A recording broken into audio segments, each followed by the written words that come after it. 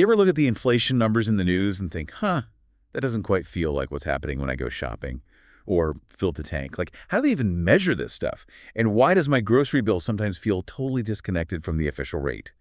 Well, today, we're going to get into that. We're doing a deep dive into something called the Personal Consumption Expenditures Price Index, PCE for short. It might not be the one you hear about most, but it's actually incredibly important. That's right. And it's crucial to get this up front. PCE isn't just another inflation number. It's actually the Federal Reserve's preferred measure. The Fed's preferred one. Okay. Yeah.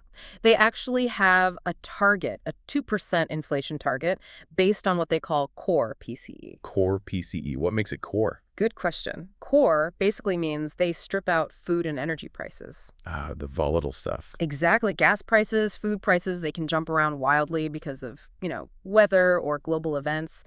Taking them out helps the Fed see the underlying trend more clearly. Makes sense. So what else makes PCE different? You mentioned it's the Fed's favorite. Well, a big part of it is scope. It's much broader than the CPI, the Consumer Price Index, which is the one most people hear about. Broader how? PCE doesn't just track what you and I spend directly out of our pockets. It also includes spending on our behalf. Think healthcare paid by insurance or government programs covering certain costs. Oh, okay. So it's not just my copay, but the whole insurance payment behind it. Precisely. It captures a much bigger slice of overall consumption in the economy, not just direct household spending. So this isn't just some obscure economic statistic then. Not at all. It's actually the number that's kind of pulling the levers behind the scenes, driving big decisions. Absolutely. We're talking interest rate decisions, major market movements, the works. This is the metric the Fed watches like a hawk when deciding policy. Right. So understanding PCE helps us understand why the Fed does what it does. Exactly. And by the end of this deep dive, you'll have a really clear picture of why it matters so much and how it, connects back to your own financial world. Okay, so let's break that down a bit more. CPI versus PCE. Right. So think of it like this. CPI gives you that immediate cost of living feeling. It's based on a fixed basket of goods and services, your rent, gas, groceries, the specific things people typically buy. The stuff I notice day to day. Exactly. It's very relatable in that sense. But PCE, it's different. It's the one economists, the Fed, Wall Street, they rely on it more for the long-term inflation trend. Why the preference for the long term? A key reason is that PCE accounts for substitution. Substitution, you mean like if steak gets too expensive, people buy chicken instead? Precisely. CPI keeps tracking the price of steak in its fixed basket, even if nobody's buying it anymore. PCE, on the other hand, adjusts its weighting based on what people are actually buying. It reflects that shift to chicken. So it's more dynamic. It reflects how we change our habits when prices change. Correct. It captures actual consumer behavior. For policymakers looking at the underlying economy, that dynamic picture is often seen as more representative of overall price pressures than the fixed snapshot from CPI.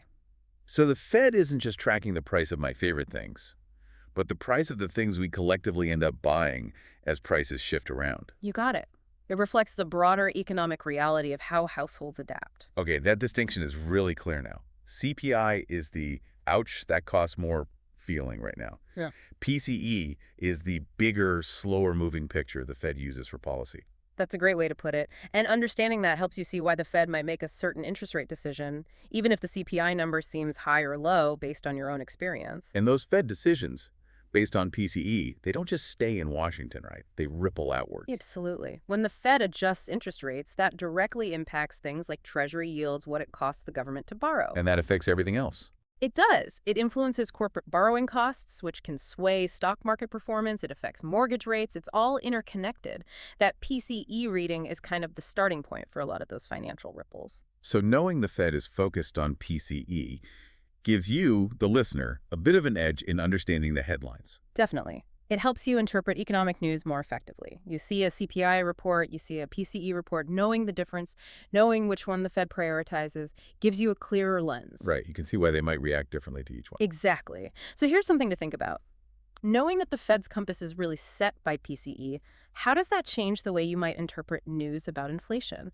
Especially when CPI and PCE might be telling slightly different stories, which happens fairly often. And maybe more importantly, what does understanding this broader, more adaptive PCE view mean for how you think about future market shifts or even your own financial planning? It adds another layer to your economic understanding.